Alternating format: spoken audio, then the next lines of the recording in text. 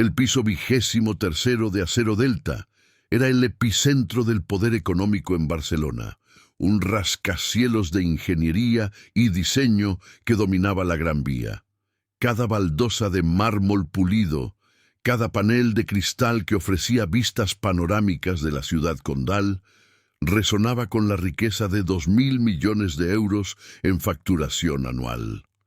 En ese mismo suelo, sin que nadie reparase en él, trabajaba Antonio Ruiz. A sus 52 años y con 20 años de servicio en la compañía, Antonio había dominado el arte de la invisibilidad profesional.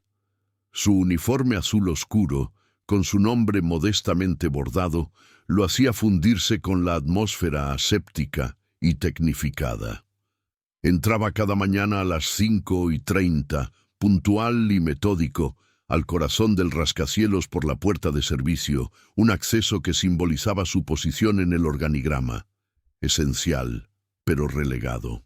Antonio conocía cada milímetro de las 23 plantas de oficinas, desde los detalles triviales que nadie más notaba hasta las fallas estructurales que a menudo pasaban por alto los ingenieros. Sabía, por ejemplo, que el vicepresidente de Finanzas siempre derramaba un poco de café expreso junto a su flexo en el piso 18, o que el grifo del aseo de la planta 17º goteaba con una cadencia tan constante que había memorizado su ritmo, un ritmo que la burocracia corporativa de las reparaciones no lograba silenciar.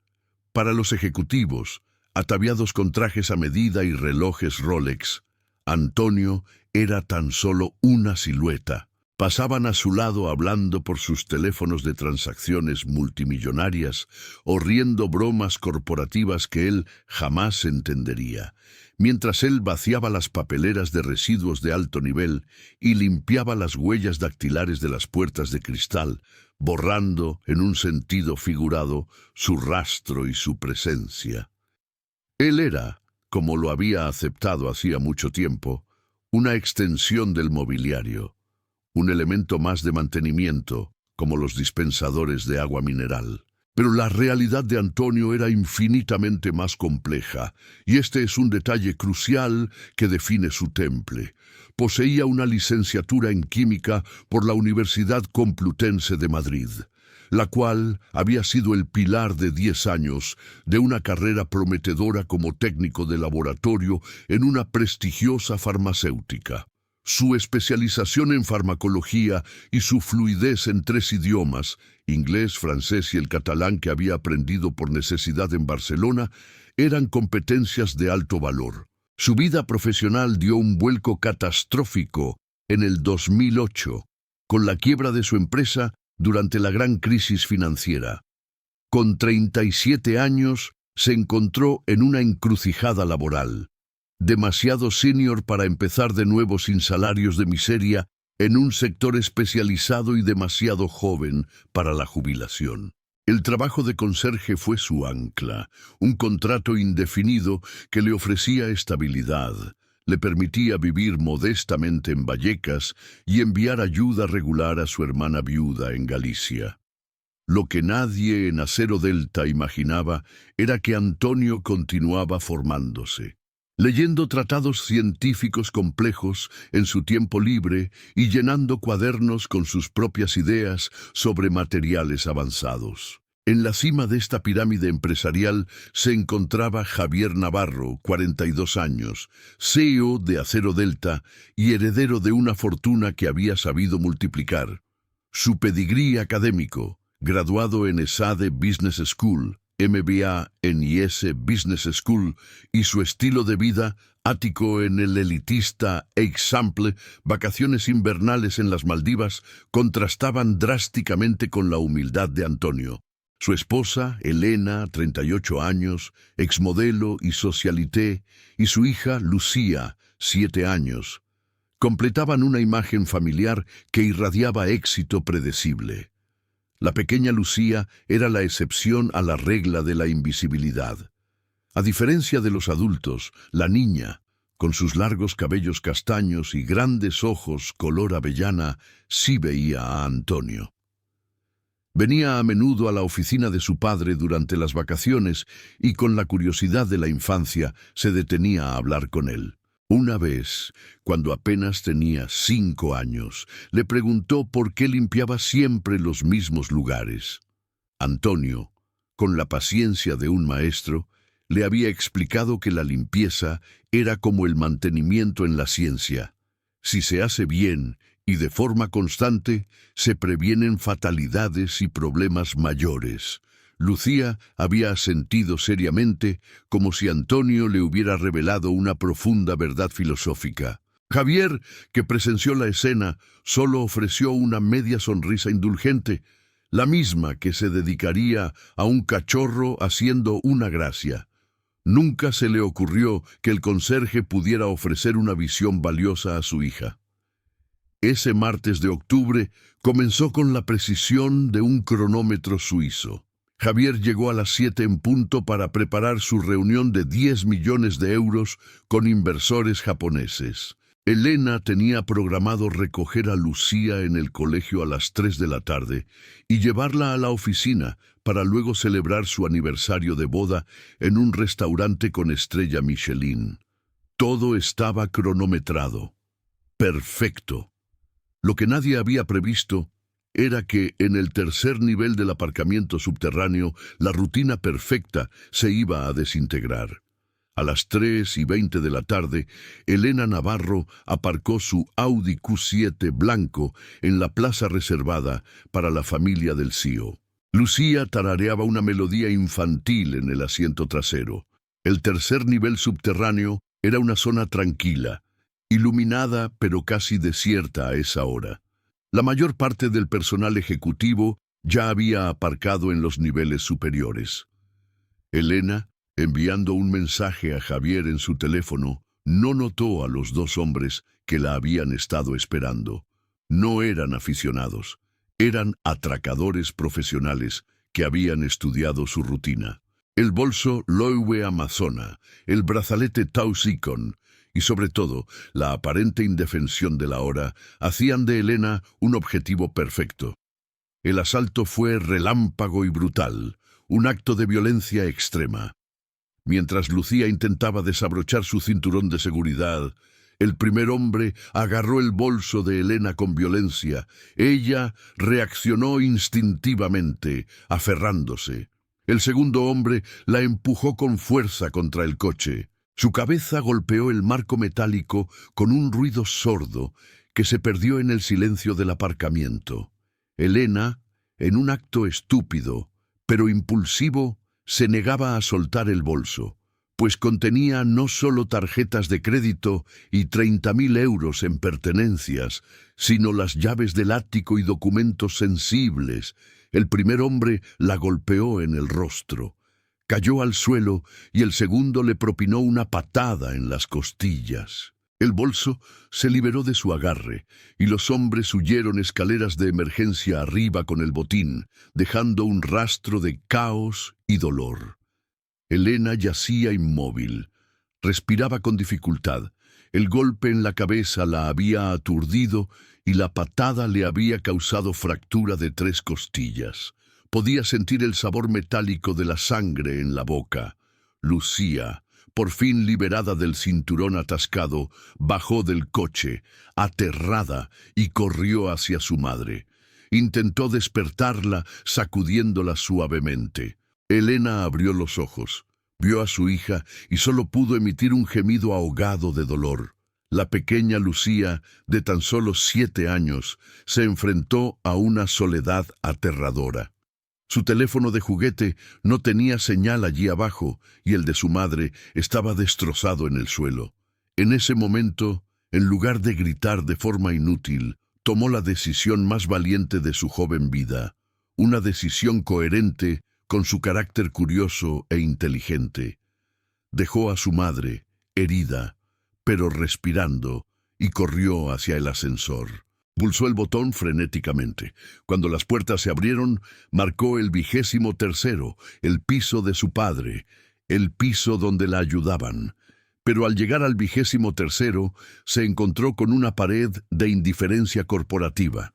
El pasillo estaba lleno de ejecutivos con prisas, absortos en sus propias llamadas y carpetas. Intentó hablar con la recepcionista, una mujer elegante con gafas de diseñador, pero ésta la miró con una mezcla de fastidio y desconcierto, indicándole con un gesto que esperara, pues estaba atendiendo una llamada de un cliente importante.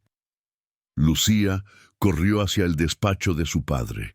La luz roja de la sala de conferencias, señalando reunión en curso, no molestar, era una barrera infranqueable. Un asistente la tomó gentilmente pero con firmeza y le susurró que su padre estaba en una reunión muy importante y que no podía ser interrumpido. Lucía estaba desesperada. Su madre necesitaba ayuda urgente y la élite de Acero Delta la ignoraba. Fue entonces, en el fondo del pasillo, donde la desesperación se encontró con la esperanza. Vio a Antonio Ruiz, absorto en su trabajo junto a las ventanas panorámicas. Llevaba sus auriculares puestos, concentrado. Lucía corrió hacia él como si fuera el último punto fijo en un mar tempestuoso. Antonio alzó la vista, se quitó los auriculares y en el rostro surcado por las lágrimas y el terror de la niña, supo que algo de extrema gravedad estaba sucediendo. Soltó la mopa e inmediatamente se arrodilló, poniendo sus manos sobre los pequeños hombros temblorosos de la niña. Lucía, entre sollozos, logró articular las palabras fragmentadas. Mamá, aparcamiento, hombres malos, sangre. No se mueve. Antonio no perdió ni un segundo en pedir aclaraciones. La urgencia en los ojos de Lucía era más elocuente que cualquier discurso. Tomó la mano de Lucía y corrió hacia el ascensor. La recepcionista gritó algo sobre la interrupción de la agenda, pero Antonio la ignoró por completo, priorizando la vida humana sobre la etiqueta corporativa. El plot twist que cambiaría el destino de Acero Delta ocurrió en los siguientes 10 segundos. Antonio no se dirigió al ascensor sin más. Con una determinación que nadie le había visto jamás, corrió a la oficina de Javier. No llamó, irrumpió, literalmente derribando la puerta en una violación flagrante de todas las normas de decoro corporativo. Los 12 hombres de traje, incluidos los 4 inversores japoneses, se giraron en shock. Javier se puso de pie, su rostro enrojecido por la rabia. ¿Qué demonios hacía el conserje irrumpiendo en una reunión de 10 millones de euros? Pero entonces vio a su hija detrás de Antonio, sus lágrimas, su vestido rosa manchado y el pánico puro en sus ojos. El corazón de padre de Javier superó a su cerebro deseo. Antonio habló rápido, con una voz clara y autoritaria, un tono que no correspondía a un conserje. Elena ha sido agredida en el aparcamiento. Está gravemente herida. Hay que llamar a una ambulancia inmediatamente y bajar. Cada segundo cuenta. Javier palideció. Agarró su teléfono y marcó el 112, el número de emergencias en España. Luego contactó a seguridad. La sala se vació en cuestión de segundos, pero Antonio ya había bajado. Sabiendo que en una situación de traumatismo y pérdida de conciencia, la respuesta inmediata es todo. Cuando las puertas del ascensor se abrieron en el 3er nivel, Antonio vio a Elena. Estaba confusa, sangrando por la frente, respirando de forma superficial y sujetándose el costado. El tercer plot twist, la gran revelación de su identidad oculta, ocurrió en el momento en que Antonio se acercó a Elena. Sus ojos, los mismos ojos que habían escaneado suelos y papeleras durante 20 años, ahora evaluaban la situación con la precisión de un médico de urgencias. Los años de formación básica en primeros auxilios en su época farmacéutica volvieron. Él no vio a la esposa del CEO, vio a una paciente en riesgo. Posible trauma craneal, fractura costal y shock inminente. Se quitó su chaqueta y con extrema delicadeza la colocó bajo la cabeza de Elena. Le comprobó el pulso, rápido pero constante, y observó sus pupilas ligeramente dilatadas pero reactivas. Le habló con una voz calmada y firme, una voz de mando. La ambulancia está en camino. Todo saldrá bien. Debes permanecer despierta. Javier llegó 30 segundos después, seguido por una multitud de directivos y personal de seguridad. Se precipitó hacia su esposa, pero Antonio lo detuvo con un gesto decidido y autoritario. «¡No la mueva! Podría haber daño espinal. Hay que esperar a los paramédicos». Javier, el CEO multimillonario, se quedó paralizado ante el control y el conocimiento que emanaba de este hombre en uniforme de limpieza. Era la primera vez que realmente veía a Antonio Ruiz. La ambulancia llegó en 6 minutos, un tiempo de respuesta excelente en una gran ciudad como Barcelona.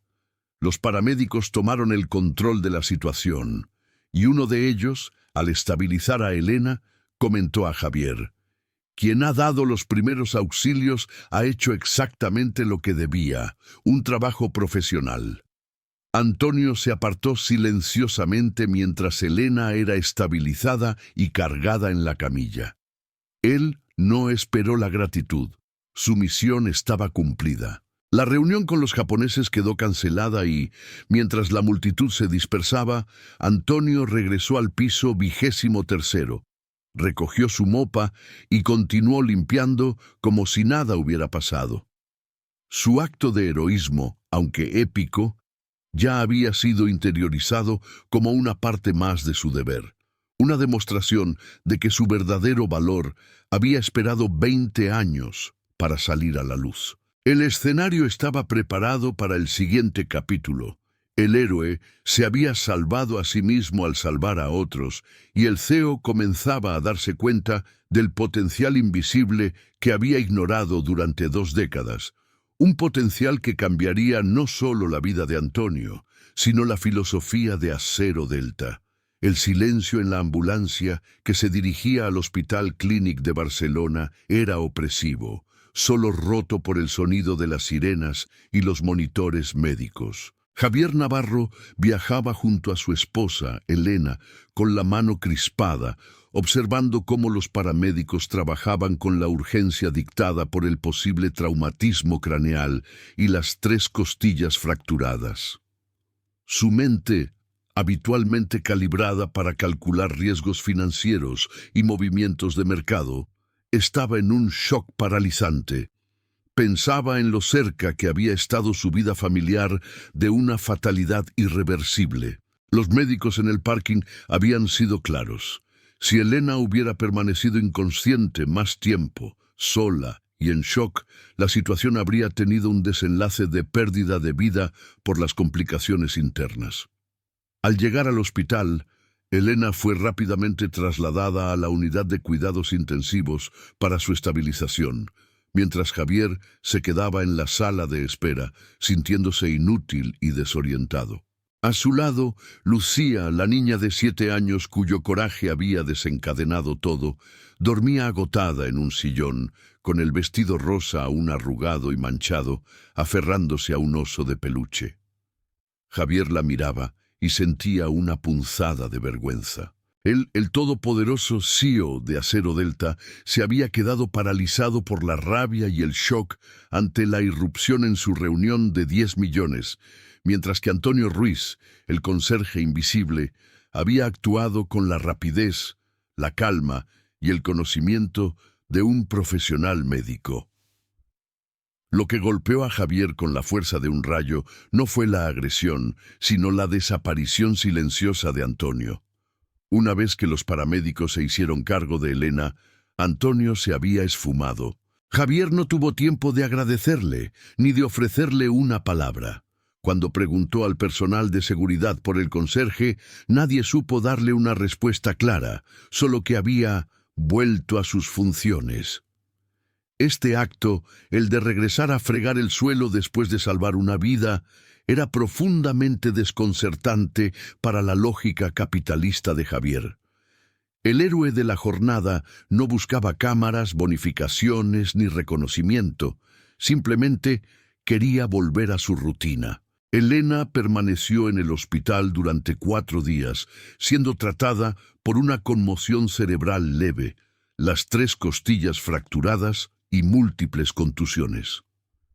Su recuperación sería completa, lo cual era un alivio inmenso. Sentado junto a su cama, Javier se sintió confrontado con la realidad. ¿Cómo era posible que el destino de su familia hubiera estado en manos de un hombre cuyo nombre ni siquiera podía recordar sin esfuerzo? Tuvo que pedir a su asistente que buscara la placa de identificación del conserje para confirmar el nombre. La humillación era profunda. Al final del 4.º día, Elena abrió los ojos, aún confusa por los medicamentos, y miró a Javier. Su voz era un susurro débil, pero sus palabras fueron un plot twist personal para el CEO. ¿Quién llamó a la ambulancia, Javier? ¿Quién me mantuvo despierta y se aseguró de que no me moviera la cabeza? Javier tuvo que tragar saliva y admitir la verdad. No fui yo, Elena, fue Antonio Ruiz, el conserje, y Lucía. Ella lo encontró. Elena, que siempre había sido observadora a su manera, sintió una oleada de curiosidad y respeto. Ella también había notado a Antonio, recordaba la paciencia con la que limpiaba. Quiso saber más sobre ese hombre. Javier, avergonzado, tuvo que confesar. No sé casi nada, Elena. Lleva 20 años en Acero Delta, pero nunca hemos intercambiado más de 2 palabras. Esta conversación fue el detonante para que Javier tomara una decisión crucial y coherente con su nuevo enfoque de responsabilidad. Quería agradecer a Antonio adecuadamente, pero más importante aún, necesitaba entender qué había impulsado a ese hombre a actuar de forma tan profesional. A su regreso a la oficina, la primera orden de Javier fue a Recursos Humanos: preparar un dossier completo y exhaustivo sobre Antonio Ruiz. La lectura de ese expediente, 2 días después, en la inmaculada soledad de su despacho, fue la segunda gran revelación del capítulo. Javier se esperaba un historial laboral simple, quizás alguna formación básica en mantenimiento. En su lugar, el expediente le entregó una verdad desarmante. El apartado de formación y títulos contenía: licenciatura en Química por la Universidad Complutense de Madrid, 10 años de experiencia en I+D farmacéutica, con especialización en farmacología, dominio del inglés y el francés. El dossier mencionaba discretamente la quiebra de la farmacéutica en 2008 y cómo, a sus 37 años, Antonio había aceptado el único trabajo estable disponible para sostener a su familia en Vallecas y a su hermana en Galicia. Javier sintió una punzada que iba más allá de la vergüenza. Era remordimiento corporativo. Este hombre, con esa formación de alto nivel, con esa disciplina y esa capacidad de salvar vidas, había sido invisible y subcontratado moralmente durante 20 años, pagado con el mínimo del convenio, tratado como un recurso intercambiable. Javier, con sus trajes de diseñador y su MBA, se dio cuenta de que había estado ciego, que su arrogancia elitista le había impedido ver el valor real de una persona. Había despreciado, de forma pasiva, a un recurso humano de potencial incalculable. Su primer impulso fue ofrecer una compensación económica masiva. Citó a Antonio Ruiz a su despacho, el santuario de la dirección ejecutiva, un lugar al que Antonio solo había entrado antes para limpiar el mármol. Antonio llegó en su uniforme, visiblemente incómodo. Javier comenzó con palabras formales de gratitud, pero rápidamente se dio cuenta de que sonaban huecas. Ofreció un bono de 50.000 euros, una cifra que superaba el sueldo anual de Antonio, como un intento de comprar la conciencia. La reacción de Antonio fue el tercer gran plot twist, revelando la pureza de su carácter. Con la dignidad que le daban sus 52 años y sus 20 años de trabajo honesto, rechazó la oferta. «Señor Navarro», dijo con voz tranquila, «solo hice lo que cualquier persona decente hubiera hecho. Mi trabajo ese día fue mi deber como ciudadano. No tiene un precio. Aceptaría ese dinero como caridad, y no lo es. Javier insistió, sintiendo que fracasaba en su intento de redención. ¿Hay algo que pueda hacer, Antonio? Cualquier cosa. Dime. Antonio dudó. Luego, tras un silencio considerable, miró a Javier a los ojos, no con rencor, sino con una luz de esperanza que llevaba 15 años apagada. Su petición no fue económica, sino una oportunidad, un acto de justicia profesional. Señor Navarro, usted tiene un departamento de investigación y desarrollo que trabaja en nanotecnología y biomateriales avanzados, comenzó Antonio. Yo he seguido estudiando. He leído las publicaciones de la doctora Carmen López. Tengo ideas sobre nuevos polímeros biocompatibles que podrían aplicarse a implantes ortopédicos. No pido un puesto garantizado, no pido un sueldo millonario, solo pido una entrevista. Permítame sentarme con la jefa de I+D y demostrarle que, durante estos 20 años, mi mente ha seguido activa, mi formación es sólida y puedo ser útil a Acero Delta. Esta petición desarmó por completo a Javier. Era un reclamo de dignidad profesional, no de dinero. Javier, que había medido el valor en títulos y cuentas bancarias, se enfrentaba a un hombre que solo pedía la posibilidad de contribuir.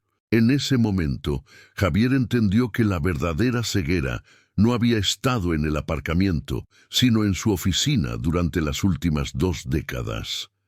Con la convicción de estar en deuda, no solo con el hombre que salvó a su esposa, sino con el potencial humano que había desperdiciado, Javier accedió inmediatamente. Su orden a la doctora Carmen López, la brillante y reconocida jefa de I+D de la empresa, fue precisa. Evaluar a Antonio Ruiz sin ningún prejuicio, enfocándose únicamente en sus ideas y conocimientos. Este acto de humildad por parte del CEO marcó el inicio de la solución coherente a la historia de Antonio. El talento, una vez visto, no podía ser ignorado. La doctora Carmen López, científica de élite con 3 doctorados, era naturalmente escéptica. Un conserje con una licenciatura de hacía más de 15 años. Parecía una fantasía de recursos humanos. Sin embargo, por respeto a la orden directa de Javier, recibió a Antonio en su laboratorio. La entrevista duró 3 horas. Antonio, ya fuera de su uniforme de limpieza y vestido con modestia, abrió sus cuadernos. Estos no contenían garabatos, sino diagramas detallados, ecuaciones de reacción y propuestas para la síntesis de nuevos materiales poliméricos. Aunque sus métodos eran caseros, dibujados a mano, sin el acceso a los software de modelado de Acero Delta, la doctora López se encontró escuchando con creciente fascinación. Antonio había identificado lagunas en la investigación actual de la empresa y había esbozado soluciones que demostraban un profundo conocimiento de los principios fundamentales de la química y la farmacología. La doctora López concluyó la reunión con una sonrisa profesional. Señor Ruiz, dijo, sus intuiciones son brillantes. Le falta actualización en instrumentación moderna, pero su forma de pensar, la manera en que conecta la química con la aplicación biomédica, es algo que no tenemos en el equipo. La oferta de la doctora López fue la culminación de la redención de Antonio. Una posición de asistente de investigación junior con un contrato de prueba de 6 meses y un salario que triplicaba el que recibía como conserje, justo en el escalafón de entrada para el personal técnico cualificado en el sector español de I+D. Antonio, con la voz quebrada por la emoción, aceptó inmediatamente. Esa noche, de regreso a su humilde piso en Vallecas, Antonio Ruiz lloró por primera vez en más de 10 años, no por la tristeza del pasado, sino por la alegría abrumadora de un futuro que se había abierto de nuevo. La historia de cómo Antonio Ruiz pasó de limpiar suelos a firmar un contrato como científico en el corazón de Acero Delta comenzaba a circular. Pero lo más importante, el CEO, Javier Navarro había aprendido la lección más valiosa. El verdadero valor de su empresa no se encontraba en el balance financiero, sino en el potencial humano invisible que yacía oculto entre sus filas. Su ceguera había terminado, y las consecuencias de esa nueva visión transformarían la cultura de Acero Delta de forma radical y para bien. El escenario estaba listo para la ascensión profesional de Antonio y el cambio filosófico de la corporación. El contrato de prueba de 6 meses que Antonio Ruiz firmó como asistente de investigación junior en el departamento de I+D de Acero Delta marcó el inicio de un ascenso que trascendió lo profesional para convertirse en una leyenda de la perseverancia. La energía con la que Antonio se lanzó a su nueva vocación era contagiosa. A sus 52 años, su edad no era un límite, sino un tesoro de disciplina y paciencia adquiridas durante 20 años de trabajo metódico y 10 de experiencia en el rigor farmacéutico. Llegaba al laboratorio antes que nadie, a menudo a las 7 de la mañana y se quedaba hasta tarde, asimilando la nueva tecnología. Aprendía el manejo de la instrumentación moderna, los complejos software de modelado molecular y los protocolos de bioseguridad con una rapidez que superaba a sus colegas 20 años más jóvenes. Su secreto era simple: la disciplina del conserje aplicada a la curiosidad del científico. Mientras que otros investigadores se frustraban con los fallos o se distraían con la burocracia, Antonio se concentraba con la calma de quien ha limpiado un mismo suelo 1000 veces. La doctora Carmen López se convirtió en su mentora y, pronto, en su mayor admiradora. Ella se dio cuenta de que el valor real de Antonio no residía solo en su conocimiento de la química, sino en su perspectiva. Al haber pasado 2 décadas en las sombras, Antonio veía los procesos desde una óptica de eficiencia práctica y ahorro de recursos que la élite científica, acostumbrada a presupuestos ilimitados, a menudo ignoraba. El primer éxito milagroso y positivo de Antonio llegó a los 3 meses. Trabajando en la optimización de la síntesis de un nuevo polímero utilizado en recubrimientos de satélites, Antonio observó un patrón de residuos que todos habían descartado. Basándose en su antigua experiencia en procesos de purificación farmacéutica, propuso una modificación sencilla en la temperatura y la presión de la reacción. Esta innovación, que costó 0 euros implementarla, resultó en una reducción de costes operativos del 25% y, de manera asombrosa, mejoró la estabilidad del material final. La doctora López presentó el hallazgo a Javier Navarro no como una mejora, sino como una optimización revolucionaria liderada por el nuevo miembro del equipo. Este logro no solo aseguró el puesto permanente de Antonio, sino que también desencadenó el cambio filosófico prometido por Javier.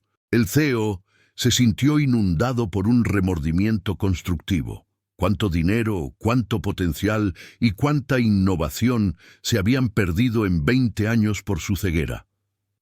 Javier comenzó a ver a los empleados de Acero Delta no como recursos intercambiables, sino como inversores de potencial, con historias y talentos ocultos.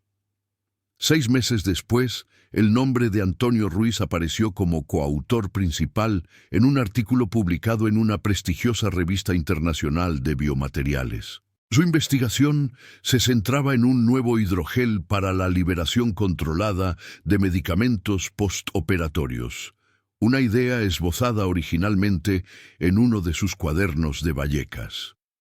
Este hito no solo catapultó a Antonio a la categoría de científico senior, sino que posicionó a Acero Delta como un líder en aplicaciones biomédicas, abriendo una nueva línea de negocio valorada en cientos de millones.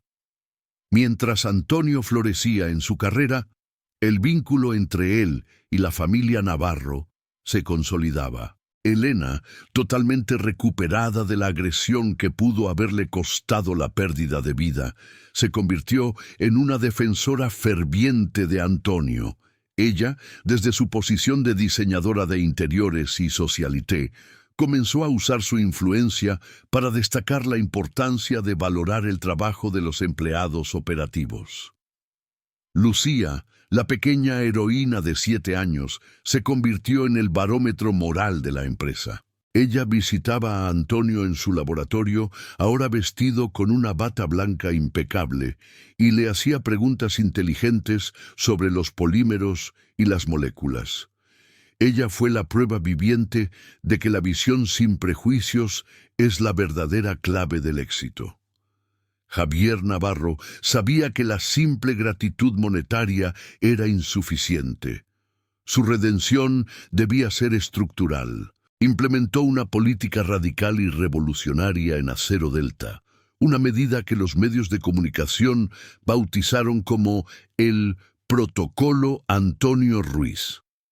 Basado en el concepto de que la inteligencia y la innovación pueden venir de cualquier parte, el protocolo establecía: primero, un programa de evaluación de competencias obligatorio para todo el personal de la empresa, desde los conserjes hasta los administradores. Este programa permitía a cualquier empleado con un título o una formación previa demostrar sus conocimientos y ser reasignado a un rol acorde a su potencial, con formación adicional a cargo de Acero Delta. Varios conserjes y personal de catering encontraron nuevas oportunidades como analistas de datos, ingenieros de mantenimiento y administrativos gracias a este programa. Segundo, una semana operativa anual para la dirección. Cada directivo de Acero Delta debía pasar 5 días al año trabajando en un rol operativo: limpieza, almacén, cafetería, recepción. Esta medida, vista inicialmente con escepticismo, se convirtió en un milagro de empatía. El objetivo no era el castigo, sino la educación. Los directivos aprendieron de primera mano los desafíos logísticos y las ideas de mejora que solo el personal operativo podía conocer, fomentando un profundo respeto por la dignidad de cada trabajo. Tercero, el bono de reconocimiento al potencial oculto. Se creaba un fondo para financiar la reconversión y la formación de empleados que, como Antonio, habían sido víctimas de crisis económicas y habían aceptado trabajos por debajo de su cualificación. Este acto no solo era un gesto social, sino una inversión inteligente en talento ya probado. 2 años después de aquel martes que cambió el destino de Acero Delta, Antonio Ruiz, con 54 años, se sentaba en una sala de conferencias con vista a la Gran Vía, no para limpiar, sino como director adjunto de proyectos biomédicos. Presentaba los resultados de su mayor proyecto, un nuevo material para prótesis ortopédicas que, gracias a una estructura porosa única, aceleraba la osteointegración y reducía los tiempos de recuperación en un 40%. La presentación fue un triunfo. En primera fila, Javier Navarro y Elena aplaudían con una emoción genuina, y junto a ellos, Lucía, ahora una niña de 9 años, estaba de visita escolar, pues su clase de ciencias estudiaba el impacto de la innovación. Cuando Antonio terminó, Lucía levantó la mano con una pregunta elocuente sobre la aplicación clínica de los materiales. Para Antonio, ese momento valía más que cualquier aplauso. Era el reconocimiento de su legado. El ritual de café de los viernes por la tarde entre Javier y Antonio se había consolidado como un símbolo de su amistad y mentoría mutua. En su despacho, Javier admitió a Antonio que aún pensaba en lo ciego que había sido. Me enseñaste que el valor de una persona no se mide por el título en la puerta de su despacho, sino por la pasión y el conocimiento que lleva dentro. Me diste la visión para ver más allá de la superficie. Antonio sonrió con la sabiduría tranquila de quien ha pasado por la adversidad. Señor Navarro, yo aprendí que la dignidad del trabajo honesto nunca se desperdicia, incluso si es limpiando, y que las segundas oportunidades son milagrosas, pero solo si uno está listo para tomarlas. El miedo a la pérdida de vida de Elena nos obligó a los dos a despertar. El final de la historia de Acero Delta es un final de esperanza y redención. La empresa continuó prosperando, no solo en beneficios, sino en el bienestar de sus empleados. El protocolo Antonio Ruiz se estudió en las escuelas de negocios como un caso de éxito en la gestión del potencial humano. Antonio Ruiz nunca se convirtió en el CEO, no lo buscaba. A sus 54 años estaba haciendo el trabajo que amaba, en un piso espacioso en Sarriá-Sant-Gervasi, y era profundamente respetado por sus competencias. Cada noche, al regresar a casa, pasaba junto a una foto enmarcada que Lucía le había regalado. Retrataba a la niña corriendo hacia él aquel día terrible, con una leyenda escrita con caligrafía infantil: «Para el señor Antonio, que ve a todos». Y la historia de Lucía se convirtió en el legado inspirador de la familia Navarro. La niña que había elegido al conserje se había convertido en una adolescente con un propósito claro: estudiar medicina y dedicarse a la investigación en biomateriales. Su sueño era ver a las personas invisibles y darles voz, inspirada por el hombre que, llevando un uniforme de limpieza, había demostrado que el verdadero heroísmo reside en la humanidad y el talento que se niega a ser ignorado. Así, la corporación Acero Delta, una vez un templo de la jerarquía rígida, se transformó en un faro de la meritocracia humana, probando que el valor más preciado en cualquier empresa es la persona, sin importar si tiene un traje de diseñador o una mopa en la mano. Y todo había comenzado con el acto de amor de una niña de 7 años y el coraje silencioso del hombre que finalmente fue visto. Muchísimas gracias por haberte quedado hasta el final de esta historia. Si te ha gustado, no olvides suscribirte al canal y dejarnos un me gusta. Es la mejor forma de ayudarnos a seguir creciendo. Además, déjanos un comentario contándonos desde qué ciudad nos has visto. Nos encanta leer dónde llegan nuestras historias. Un saludo muy fuerte y nos vemos en el próximo video.